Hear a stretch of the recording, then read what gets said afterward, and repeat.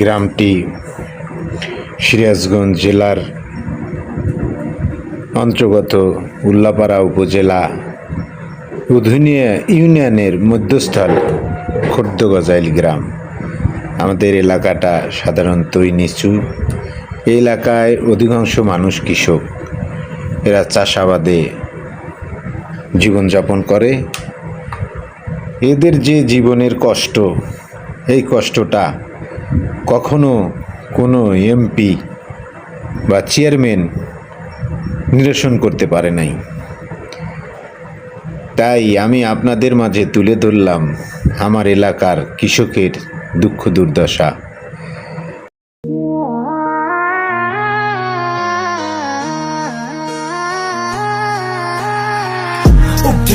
是一名主义，老子们要没有赌局，好货都在我的兜里，对你不好我自不需要休息，没有谁一样的肉，